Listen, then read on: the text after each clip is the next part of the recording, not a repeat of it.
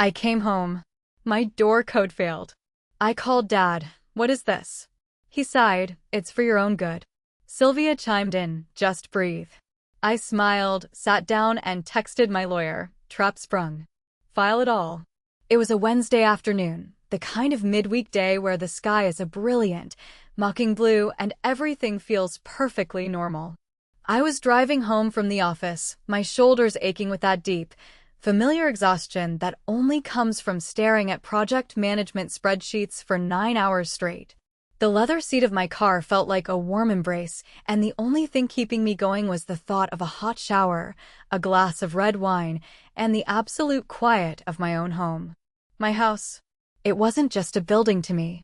It was a $1.2 million estate tucked into a quiet, tree-lined suburb, complete with a wraparound porch and heavy oak doors.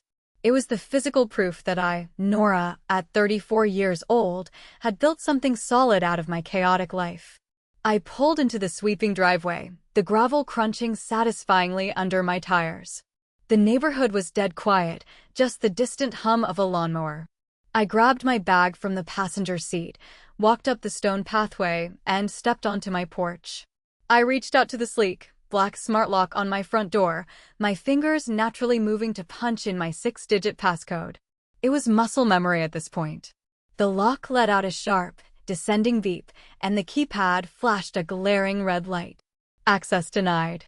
I paused, blinking. I thought maybe I had just fat-fingered the numbers because I was so tired. I took a breath, carefully typed the code again. Another sharp beep. Another red light. A cold prickle of annoyance started at the base of my neck. Technology is great until it decides to lock you out of your own sanctuary. Muttering under my breath, I dug into the bottom of my purse, my fingers brushing past old receipts and lip balms until I found the heavy, brass backup key I always kept for emergencies. I slid it into the keyhole and turned. Or, at least, I tried to turn it. The metal scraped harshly. It wouldn't budge. The key simply did not fit. It wasn't just a glitch in the software. The entire internal cylinder of the lock had been completely replaced. A strange, hollow silence settled over the porch. The kind of silence that happens right before a storm breaks. My heart gave a single, hard thump against my ribs. I pulled out my phone and dialed my father, Victor. The phone rang once. Twice. Then, the line clicked open. "Hello, Nora," my dad answered. His voice wasn't surprised. It wasn't concerned. It was horribly, chillingly calm. Practiced. Rehearsed. "Dad, I'm at the house," I said, my voice steady but tight. "My passcode isn't working. And my physical key doesn't fit the lock. What is going on?" I heard him sigh, the kind of heavy, patronizing sigh a parent gives a toddler throwing a tantrum in a grocery store. "Nora, sweetheart, just listen to me. This decision is better for you. You'll understand soon enough." My brain struggled to process the words. Better for me? What decision? I demanded, the grip on my phone tightening until my knuckles turned white. "Dad, did you change my locks?" Before he could answer, another voice drifted through the speaker. It was Sylvia, my stepmother, her voice dripping with that unbearable, artificial sweetness she always used when she was playing the saint. "Oh, Victor, let me speak to her," she murmured. Then, directly into the phone, she said, "Nora, darling, just take a deep breath. You'll be better off this way, I promise. It's for your own good. We're just trying to keep you safe from yourself." They expected me to snap. They expected me to start screaming, to bang my fists against the heavy oak door, to dissolve into a puddle of hysterical tears right there on my own welcome mat. Because that was the narrative they had built for me. The fragile, emotional daughter who couldn't handle life. But standing there, locked out of the home I had paid for with my own blood, sweat, and tears, something inside me didn't break. It solidified. The confusion evaporated, leaving behind a crystalline, terrifying clarity. I didn't scream. I didn't cry. I actually smiled. It was a small, dangerous smile. I slowly lowered myself to sit perfectly still on the top step of my porch. I pulled up my text messages, clicked on the thread with Alden, my real estate attorney, and typed out a short message. I told him they took the bait. I told him the trap was sprung and to file every single piece of paperwork we had prepared. To understand how two people could be bold enough to attempt to steal a $1.2 million estate from a grown woman, you have to understand the architecture of my life. You have to understand the flawed foundation they were trying to exploit. I grew up as an only child.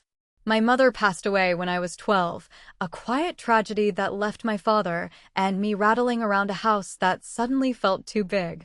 My dad, Victor, ran a highly successful mid-sized construction firm. To the outside world, he was a pillar of the community, a hardworking, grieving widower who provided everything for his daughter. But behind closed doors, my dad was a man terrified of conflict and deeply allergic to emotional responsibility. He threw money at problems instead of facing them. Then came Sylvia. She entered the picture when I was 19, a sophomore in college. Sylvia was 15 years younger than my dad, impeccably dressed, and possessed a southern hospitality charm that could disarm a bank robber. At first, I thought she was okay. I thought she made my dad happy. But over the years, I learned that Sylvia's sweetness was a weapon.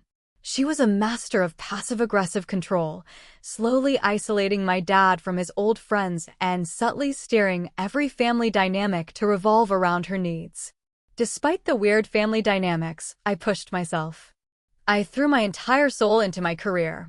By the time I was 28, I was a senior project manager handling multi-million-dollar corporate accounts. I worked 80-hour weeks, lived out of suitcases, and practically breathed caffeine. I wanted to prove I didn't need my father's money. I wanted to build my own empire. And I did. At 31, I bought my house. It was stunning, expansive, and entirely mine. But the human body isn't meant to run at maximum capacity forever. 3 years ago, I hit a wall. A massive, devastating wall. The corporate burnout was severe. I couldn't sleep. My anxiety was constantly through the roof, and I had to take a 3-month medical leave of absence just to learn how to breathe properly again. During that dark period, in a moment of vulnerability, I leaned on my dad. I let him and Sylvia help me with grocery shopping and basic errands while I attended therapy and recovered. That was the biggest mistake of my life. I recovered perfectly. I went back to work, got promoted, and thrived. But Victor and Sylvia never let that period go. To them, my burnout wasn't a temporary health hurdle, it was a permanent character flaw. That 3-month window became their ultimate weapon, the Achilles heel they would use to define me for the rest of my life. In their narrative, I wasn't a successful executive who took a well-deserved break to manage her mental health. I was the fragile, unstable, overly emotional daughter who was constantly standing on the edge of a breakdown. Whenever I disagreed with Sylvia, she would put a gentle hand on my arm, look at me with pitying eyes, and ask if I had taken my medication. Whenever I made a financial decision my dad didn't understand, he would shake his head and mutter about how I was acting manic. They weaponized my past vulnerability to slowly, methodically strip away my authority as an adult. They needed me to be weak so they could feel strong. And eventually, they needed me to be declared incompetent so they could get their hands on my assets. Looking back, the betrayals didn't start with a bang. They didn't kick my door in and announce they were taking over. It started quietly, dripping into my life like a leaking faucet I kept ignoring because I was too busy with work. The timeline really kicked off about 6 months ago. The gaslighting began so subtly that if you blinked, you would miss it. It started with my mother's necklace. It was a simple silver pendant, nothing overly expensive, but it was the only piece of jewelry she wore every day. I kept it safely tucked in a velvet box inside my vanity drawer. One Saturday afternoon, Sylvia came over to help me organize my upstairs guest room, a chore I hadn't asked for, but she insisted I looked too stressed to handle my own house. I was downstairs answering emails when she came walking into the living room, holding the silver pendant dangling from her manicured fingers. She had a look of profound, tragic concern on her face. "Nora, sweetie," she cooed, her voice barely above a whisper. "Look what I found in the bathroom trash can." I stared at the necklace, my brain short-circuiting. "What?" "That's impossible," I said, standing up. I keep that in my vanity. I haven't even taken it out of the box in months. Sylvia sighed, shaking her head slowly. She stepped forward and gently pressed the necklace into my palm, folding my fingers over it. Darling, I pulled it right out of the garbage, tangled up with some dental floss. You really need to slow down. Your mind is racing so fast you don't even know what you're doing anymore. Throwing away your mother's keepsake?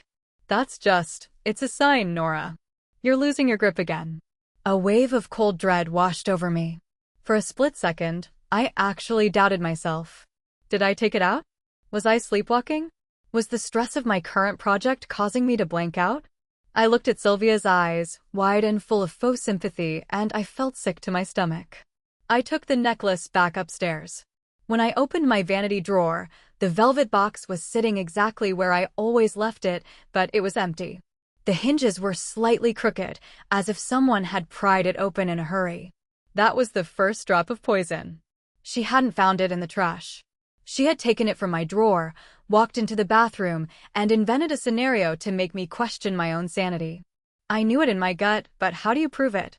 If I accused her, I would look exactly like the paranoid, unstable woman she was claiming I was.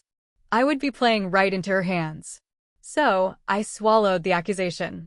I thanked her for finding it and locked it in a safe she didn't know existed. I thought it was just a weird power play, a sick way for my stepmother to feel superior. I didn't realize it was the groundwork for a much larger, much darker campaign. It was the test run to see how easily they could alter my reality. By the time we hit the 4-month mark, the subtle mind games upgraded to active sabotage. It started with the mail. Now, I am a meticulous person. You don't manage multi-million-dollar construction projects by losing track of paperwork. I had a specific system for my home mail. Bring it in, sort it on the kitchen island, file the important stuff, shred the junk. But suddenly, the system started failing. Important documents began vanishing into thin air. First, it was my quarterly property tax assessment. Then, 2 consecutive months of bank statements simply never showed up in my mailbox. I mentioned it casually during a Sunday dinner at my dad's house. I was cutting into a piece of roast beef, complaining about how the postal service had been terribly unreliable lately. Sylvia stopped chewing. She dabbed the corners of her mouth with a linen napkin and let out a light, tinkling laugh. Oh, Nora. Don't blame the poor mailman. You've been so incredibly scatterbrained lately. I saw a stack of unopened envelopes sitting on the floor of your car last week. Are you sure you didn't accidentally throw them into the shredder with the junk mail? You know how you get when you're overwhelmed. You just go on autopilot. I froze. I never kept mail in my car. Ever. I looked across the table at my father, expecting him to jump in, to say something logical. Instead, Victor leaned forward, ignoring Sylvia's blatant lie, and shifted the conversation to a completely different, yet equally alarming, topic. Speaking of finances, Nora, Victor said, swirling his wine glass. How is your equity looking on that massive house of yours? Interest rates are doing crazy things. You're sitting on over $1 million in assets. Are you sure you're managing your mortgage payments correctly? You don't want to get foreclosed on because you forgot to pay a bill in one of your fogs. My dad had never asked about my equity before. He had never used the word assets when talking about my home. It was always just Nora's place. Now he was probing. He was trying to figure out exactly how much cash was tied up in the property. They were framing me as financially irresponsible while simultaneously assessing my net worth. The missing mail wasn't a postal error, and it wasn't my imagination. They were taking it. Whenever Sylvia dropped by to bring me leftover food or check on me, she was pocketing my financial documents to build a complete profile of my wealth. The feeling of the walls closing in became a physical sensation a few weeks later. This was the event that proved they weren't just trying to make me look crazy to myself, they were trying to make me look crazy to the outside world. I had a long-term contract with a local landscaping company. For 2 years, a crew came every Thursday morning to mow the massive lawn, trim the hedges, and maintain the flower beds. It was a luxury I worked hard to afford. But one Thursday, they didn't show up. By the second Thursday, my lawn was starting to look overgrown and unkempt. Frustrated, I called the landscaping company's office on my lunch break. The receptionist answered cheerfully. I gave her my address and asked why my service had been skipped for 2 weeks. There was a pause, the sound of keyboard clicking. "Oh, Ms. Nora. Let me see here," the receptionist said. Yes. Your account was cancelled 10 days ago." "Cancelled?" I echoed, my voice rising in confusion. "By who? I never authorized a cancellation." "Well," the receptionist sounded hesitant. "Your father, Victor, called us. He said he was managing your affairs because you were having some health issues. He told us you couldn't handle the monthly expenses right now and that we needed to terminate the contract immediately. He even paid the final cancellation fee over the phone." The air left my lungs. Managing my affairs? Health issues? I was sitting in a high-rise office building, about to lead a board meeting, and my father was calling local blue-collar businesses claiming I was too sick to pay for lawn care. They were actively isolating me. They were taking control of my environment without my consent. When I confronted my dad later that evening over the phone, he didn't even have the decency to sound guilty. "Nora, be reasonable," he argued smoothly. "I drove by and the yard looked fine. You're throwing away hundreds of dollars a month on something you can do yourself. I'm just trying to help you preserve your savings. You're clearly not thinking straight when it comes to money. You should be thanking me." I didn't argue back. I realized in that exact moment that arguing was useless. If I yelled, I was hysterical. If I calmly explained myself, I was in denial. It was a perfectly designed trap. I hung up the phone and walked out to my overgrown backyard. I stood in the tall grass, looking back at my beautiful, expensive house, and realized it wasn't a sanctuary anymore. It was a target. The true turning point, the moment the mask slipped in public, happened at Sylvia's 50th birthday dinner. She had rented out the private dining room of the most expensive Italian restaurant in the city. The room was packed with their friends, local business owners, and extended family members. I was seated uncomfortably near the head of the table, wearing a polite smile that felt glued to my face. Everything was going smoothly until the dessert wine was poured. The conversation had naturally lulled, and people were listening to the gentle hum of the background music. That's when Sylvia decided to strike. She leaned across the table, her diamond earrings catching the candlelight. She made sure her voice was just loud enough to carry to the surrounding guests. "You know, Nora," Sylvia began, her tone dripping with false maternal warmth. "Victor and I have been talking a lot about your living situation. That massive estate of yours, it's just a beautiful property, but let's be honest, darling. It is far too much responsibility for your fragile state." The chatter at the surrounding chairs stopped. Several family friends turned to look at me, their expressions a mix of curiosity and pity. My stomach tied itself into a tight, hard knot. "I'm doing just fine, Sylvia," I said, keeping my voice perfectly level. "The house is great." "Oh, sweetie, you don't have to pretend with us," Sylvia pressed, placing a hand over her heart. "We all know how easily you get overwhelmed. The maintenance, the taxes, the sheer size of it, it's a trigger for your anxiety. We really think you should sell it. Downsizing to a nice, quiet condo would be so much healthier for your mental stability. Don't you think so, Victor?" I looked at my father, the man who raised me, the man who watched me work until my fingers bled to buy that house. I waited for him to shut her down, to defend my independence. Instead, Victor simply looked down at his plate, picked up his wine glass, and took a slow sip. He completely avoided my eyes. "It's something to consider, Nora," he mumbled into his glass.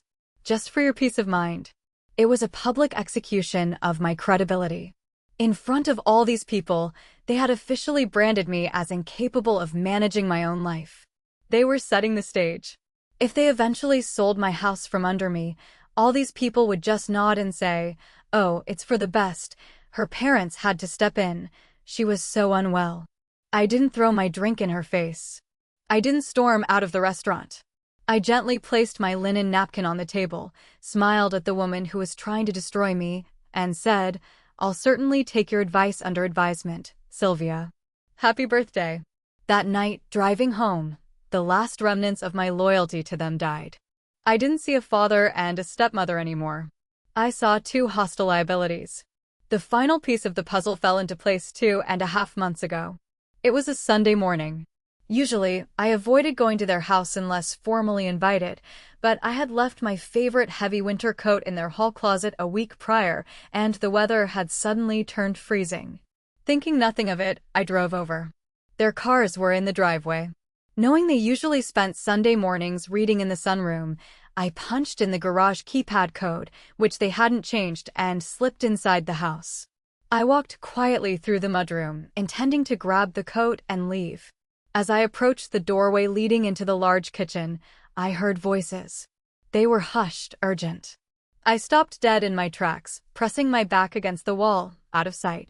"The notary is a friend of a friend," Sylvia was saying, her voice stripped of all its usual sugary sweetness.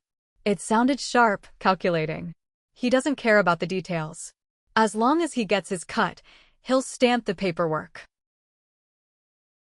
"I don't like it, Sylvia," Victor replied, his voice trembling slightly. "It feels too risky. What if she fights it?" "She won't fight it," Sylvia hissed impatiently. "Victor, look at her. She's exhausted. We've spent the last 6 months making sure she doubts her own shadow. Once the medical power of attorney is notarized, we have full legal control. She'll have no choice. The real estate market is peaking. We sell the house, put the funds into the joint account under our names for safekeeping, and she moves into the condo I found. It's for her own good. She trusts us too much to look at the fine print." A physical chill ran down my spine, freezing the blood in my veins. Power of attorney. Forged notary. Sell the house. Joint account. They weren't just gaslighting me for control. They were planning a massive, calculated financial heist. They were going to use a forged medical power of attorney, a document claiming I was medically unfit to make my own decisions, to legally steal my $1.2 million home and drain the equity. My heart hammered against my ribs like a trapped bird. My instinct screamed at me to step around the corner, to scream at them, to call the police right then and there. But the cold, rational project manager inside my brain kicked into overdrive.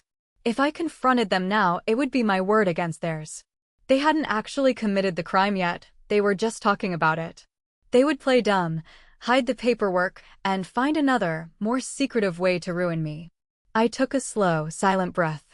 I carefully stepped backward, placing my feet softly on the floorboards so they wouldn't creak. I retreated through the mudroom, slipped out the garage door, and got back into my car. I drove 2 blocks away before I finally pulled over and let my hands shake. The victim in me died in that car. The predator woke up. If they wanted to play a high-stakes game of real estate chess, they had no idea who they were sitting across from. I wasn't going to stop them. I was going to let them build their own gallows. Thank you for watching this far. If you found this story engaging, please take a moment to like the video, subscribe to the channel, and leave a comment with the name of the city you live in. Every comment helps the video reach a wider audience. Thank you so much. The Monday morning after I overheard that sickening conversation in my parents' kitchen, I called in sick to work. I didn't stay in bed. I got dressed in my sharpest black suit, the one I wore when I needed to command a boardroom, and I drove downtown to a high-rise glass building. I wasn't going to therapy, and I wasn't going to a doctor. I was going to see Alden. Alden was a ruthless, brilliant real estate and estate planning attorney. I had met him a few years prior during a complex commercial land acquisition for my company. He was the kind of lawyer who spoke quietly but carried a legal sledgehammer. When I walked into his office, with its panoramic views of the city skyline and the smell of expensive leather and polished mahogany, I felt my heart rate finally begin to slow down. I sat across from his massive oak desk and told him everything. I told him about the missing mail, the canceled landscaping, the gaslighting about my mother's necklace, the humiliating birthday dinner, and finally, the conversation I had eavesdropped on in the kitchen. I told him about the medical power of attorney and the forged notary they were planning to use to seize control of my $1.2 million estate. Alden didn't interrupt me once. He just steepled his fingers, his eyes cold and focused, listening to every detail. When I finished, the silence in the room was heavy. "Let me do some digging," Alden said softly. He turned to his computer, his fingers flying across the keyboard. Within 45 minutes, making a few calls to his contacts in the county clerk's office and pulling up digital property records, he found it. "They filed it," Alden said, turning his monitor so I could see. "On Friday afternoon. A medical power of attorney claiming you have suffered a severe psychological relapse and are entirely incapable of managing your personal or financial affairs. It grants your father, Victor, full authority to sell your assets, manage your bank accounts, and dictate your living arrangements." And look here, at the bottom. It has your signature, perfectly forged, and it is stamped by a licensed notary. Seeing it in black and white made the bile rise in my throat. My own father had legally declared me incompetent so he could rob me blind. "The notary is likely the friend Sylvia mentioned," Alden continued, his voice purely analytical. "This is a felony, Nora. It is elder abuse in reverse. It is fraud, forgery, and a direct assault on your civil liberties. We can go to the police right now. We can have a judge freeze this document by the end of the day, issue a restraining order, and stop them before they even list the house." He looked at me, waiting for my reaction. I stared at the forged signature on the screen. Stopping them now would save my house, yes. But they would play the victims. They would cry to the family that they were only trying to help their sick daughter. They would get away with a slap on the wrist, and they would spend the rest of their lives whispering that I was crazy. "No," I said, my voice steady, surprising even myself with how cold it sounded. "If I stop them now, they learn nothing. If they want to steal a house, Alden, let them steal an empty box. I want them to commit to the crime. I want them to sign the fraudulent sale papers. I want them to put their necks so far into the noose that they can never pull them out." Alden's lips twitched into a tiny, dangerous smile.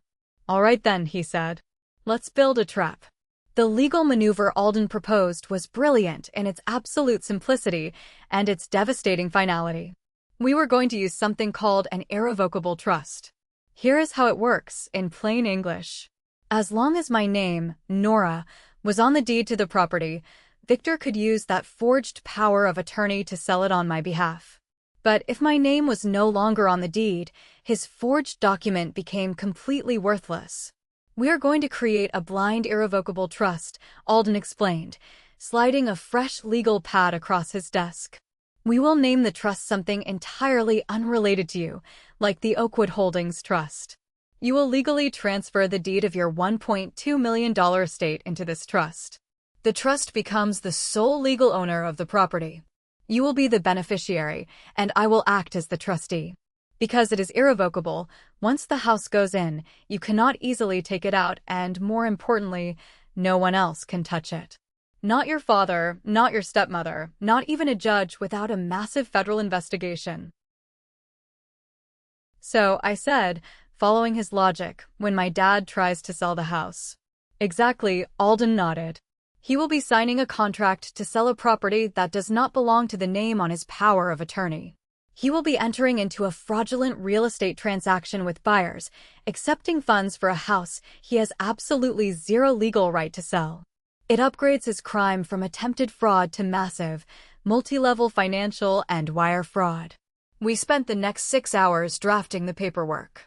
I signed my name dozens of times, legally signing away my house to the trust we had just created.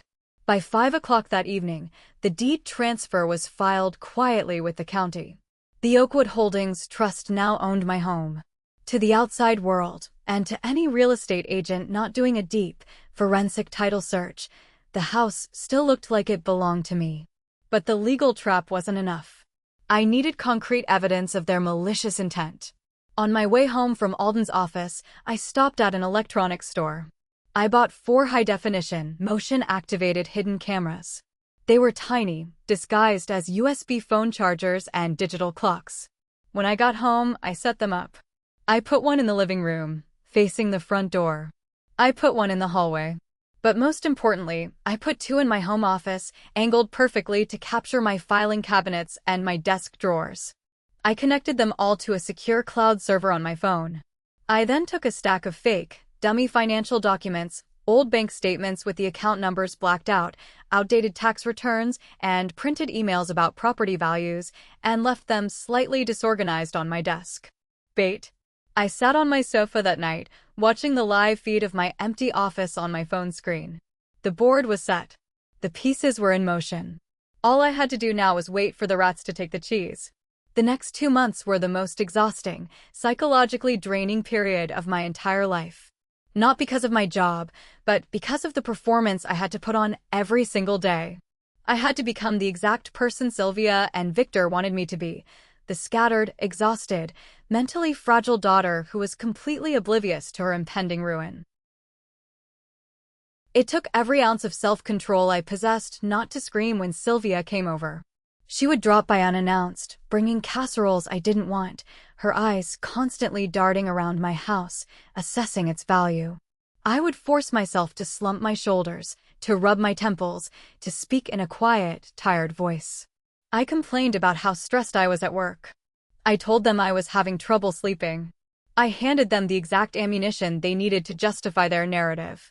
And they took it greedily. The hidden cameras proved to be the best investment I ever made. On a Tuesday afternoon, while I was sitting in a budget meeting at my corporate office, my phone buzzed with a motion alert. I glanced under the conference table. On my screen, in crystal clear high definition, was Sylvia. She had used her spare key to enter my house. I watched, my blood running cold, as she walked directly into my home office. She didn't even hesitate. She opened my filing cabinet and started leafing through the dummy folders I had left out.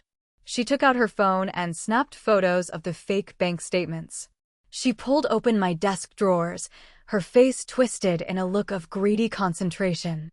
She was hunting for the original deed, looking for anything that might complicate their sale. She spent 20 minutes violating my privacy before she finally left, carefully pushing the drawer shut to make it look like she was never there. I saved the video directly to a secure folder and forwarded it to Alden. 2 weeks later, another alert.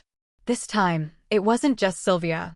I watched live as my father walked through my front door, accompanied by a man holding a clipboard and a laser measuring tape.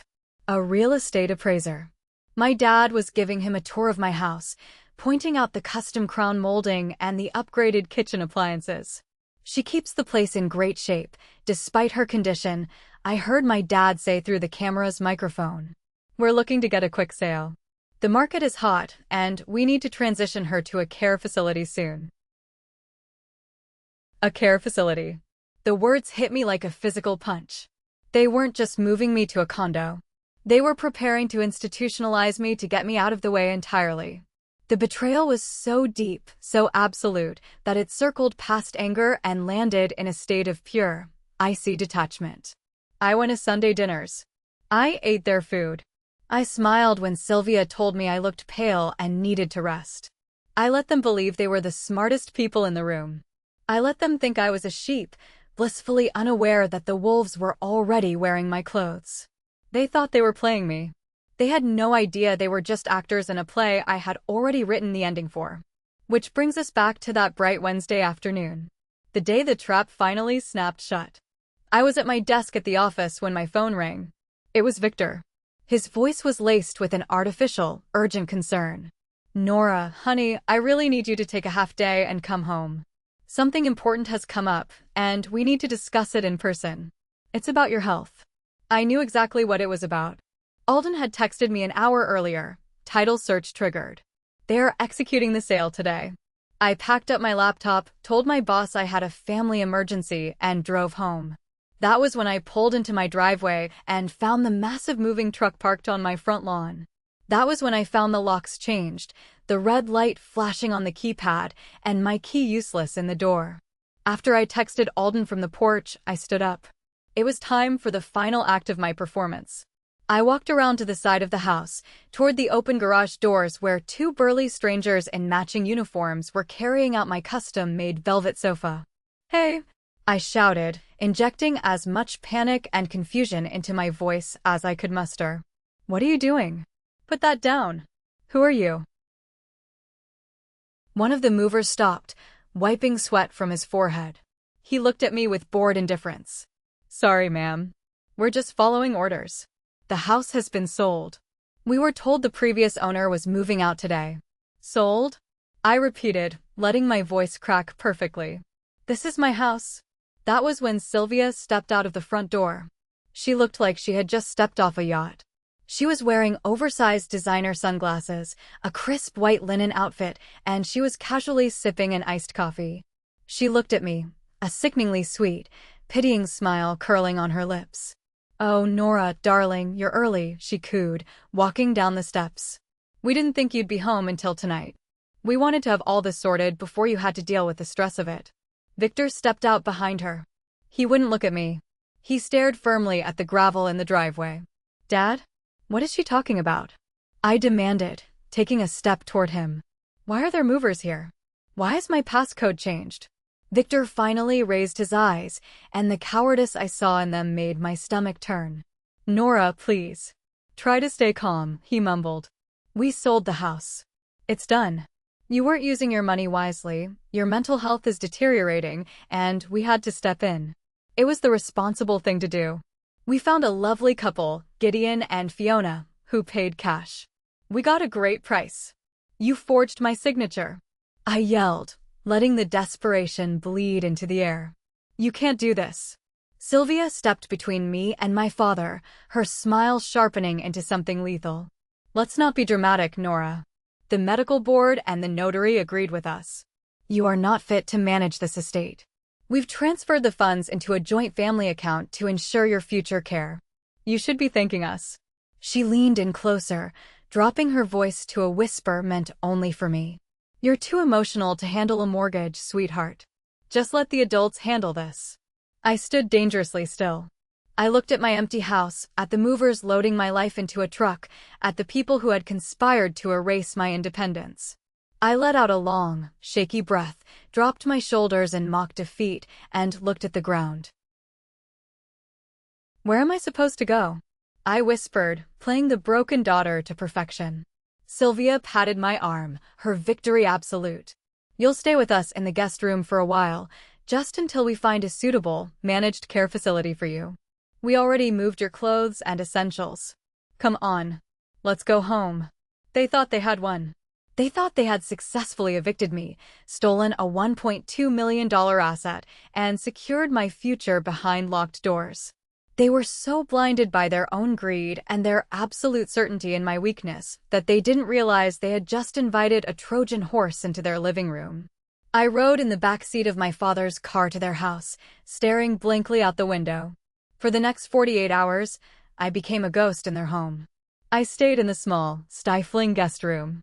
I came down for dinner, picked at my food, and listened in silence as Sylvia made condescending comments about fresh starts, the relief of giving up responsibilities, and how wonderful it was that family could step in during a crisis. She was positively glowing.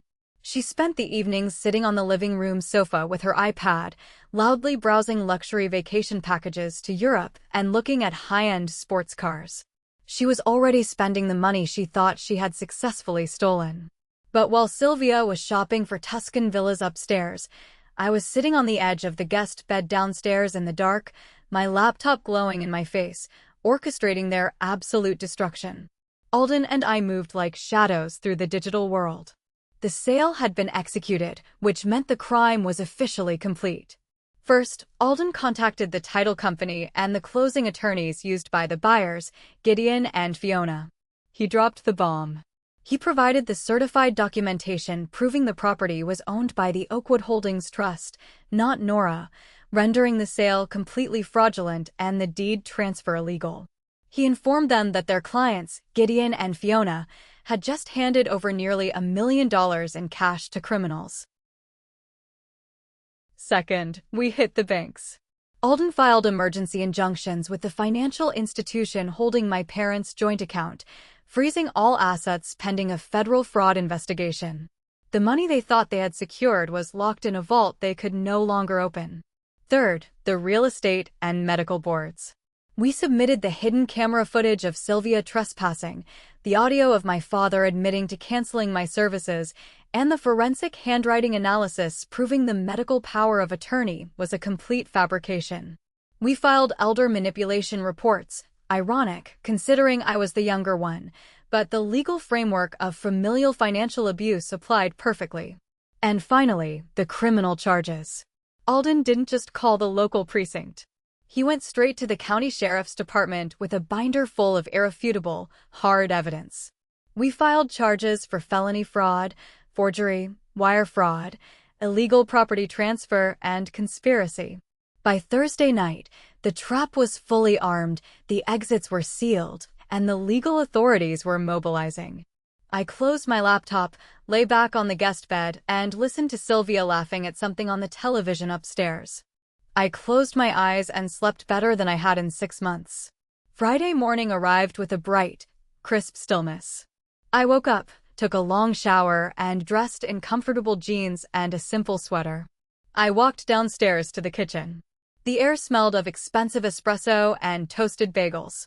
Sylvia was standing at the kitchen island, humming a cheerful tune while she stirred a little silver spoon into her coffee cup.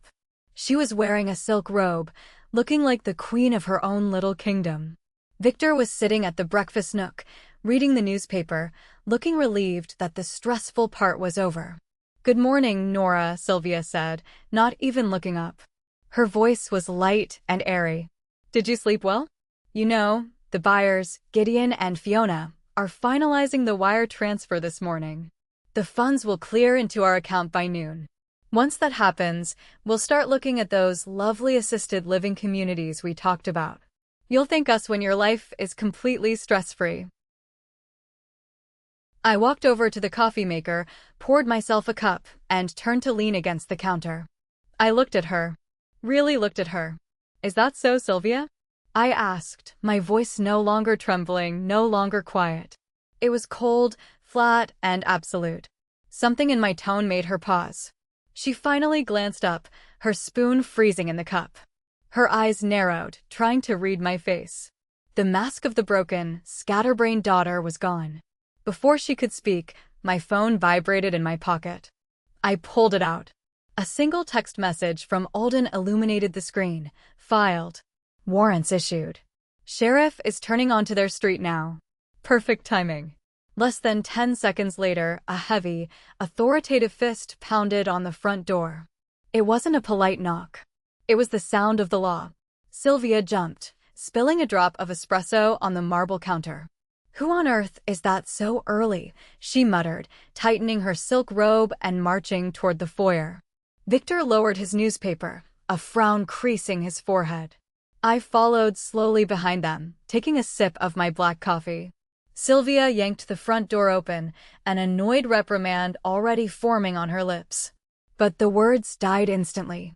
Standing on the porch were 3 uniformed county sheriff's deputies.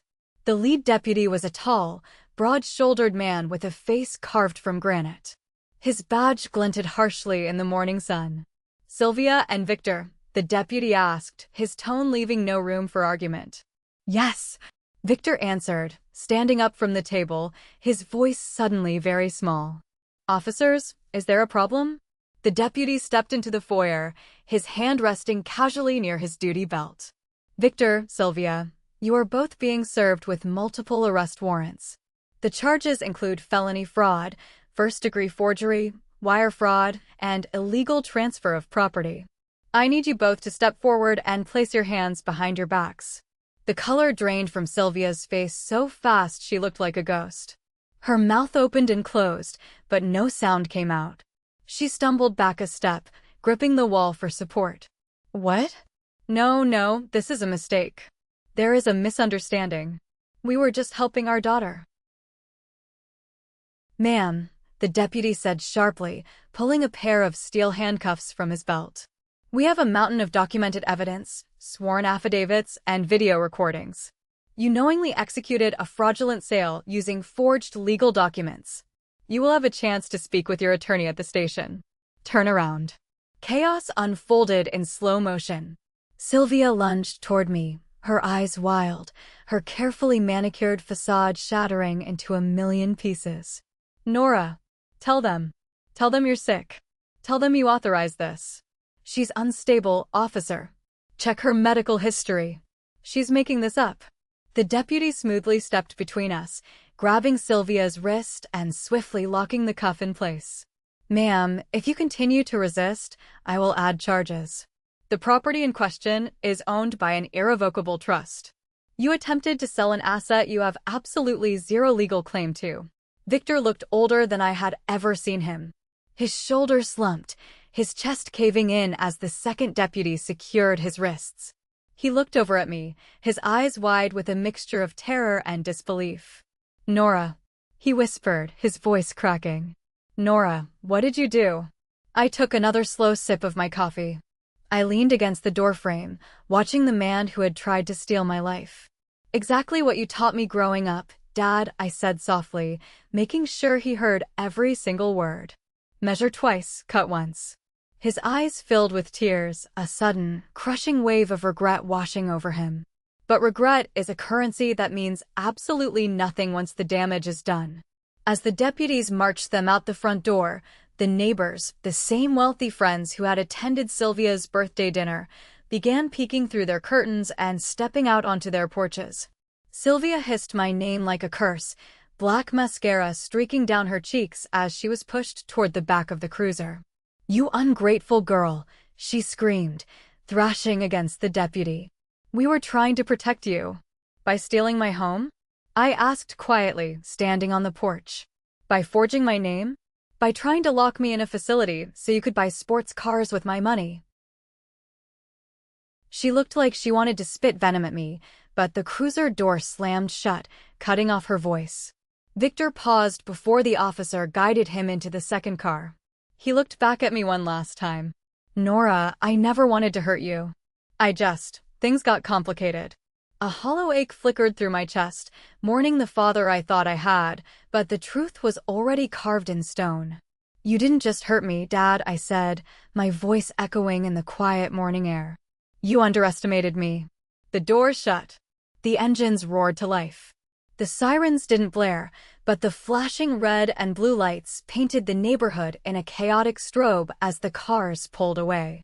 I stood alone in the doorway of their empty house, breathing in the first truly clean breath of air I had taken in 6 months. People often think that revenge ends with handcuffs and police cars. But real justice, the kind that permanently alters lives, ends in a courtroom bathed in quiet gasps and the rustle of legal papers. 3 weeks later, the preliminary hearings began. I sat beside Alden at the plaintiff's table.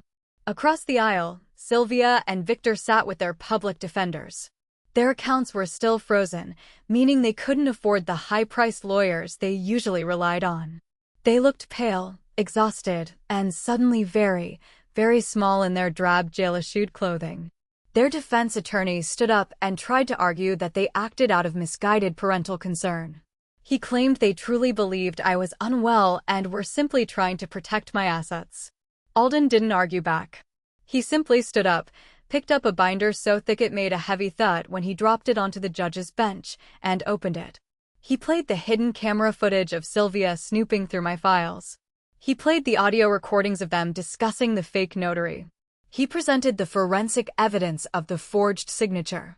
And finally, he presented the deed showing the Oakwood Holdings Trust had owned the property long before they even attempted the sale. The judge, a stern woman with zero tolerance for nonsense, skimmed through the evidence. Her eyebrows lifted higher and higher with every page she turned. Finally, she looked up, her gaze fixed on my father and stepmother with absolute disgust. "This court has seen many cases of financial disputes," the judge said, her voice cutting through the silent room like a knife. "But the sheer level of predatory, calculated malice displayed here is staggering. You did not try to help your daughter. You orchestrated a hostile takeover of her life." The judge turned to me. "Nora, do you wish to pursue full criminal charges and civil restitution?" Silence wrapped the room. My father wouldn't look at me. He just stared at his handcuffed wrists resting on the table. Sylvia glared daggers at me, but the fire in her eyes was dimming, replaced by the dawning realization of a long prison sentence. I stood up, taking a slow, deep breath. "Yes, Your Honor," I said, my voice clear and unwavering. "But not just for the fraud. I am officially filing a permanent restraining order against both of them. Furthermore, The buyers of my home, Gideon and Fiona, are joining my civil suit to reclaim the deposits and legal fees they lost due to my parents' fraudulent contract. I want every single cent returned, and I want them to face the maximum penalty for their actions. Sylvia's mouth fell open in shock. My dad closed his eyes, a single tear escaping, and whispered across the aisle, "Nora, please. Have some compassion." I looked at him, feeling absolutely nothing. "Compassion is something you earn, Victor," I replied. "You haven't." The hammer came down. The judge approved every motion. The fraudulent sale was officially voided. My parents' assets were liquidated to pay back Gideon and Fiona and to cover my extensive legal fees. Their reputations in the community were permanently destroyed. Victor's construction company lost its major contracts within a week of the news breaking, and they were both remanded back to county jail to await their federal trials. As I walked out of the courthouse that afternoon, the heavy oak doors swinging shut behind me, the sunlight hit my face. It was warm, bright, and incredibly clean. My phone buzzed in my hand.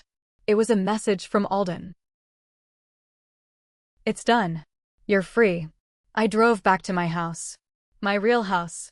The $1.2 million estate that was still standing exactly where I left it. I walked up the driveway, past the empty space where the moving truck had been, and stepped onto my porch. A locksmith had already been there that morning. I pulled a shiny new key from my pocket, slid it into the lock, and turned it. It clicked perfectly. I pushed the heavy door open, stepped inside, and locked it securely behind me. Sometimes, the people who are supposed to protect you are the ones you need protection from. They thought my silence was weakness, but it was just the sound of me building a cage they'd willingly walk into.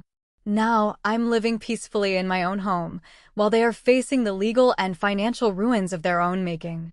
But a few distant relatives are calling me cruel for pressing full charges and sending an older couple to jail. Am I wrong for not giving them a second chance? Should I have shown mercy, or did they get exactly what they deserved?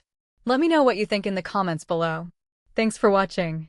If you haven't subscribed, please hit that subscribe button to join our community and never miss a story. See you in the next video.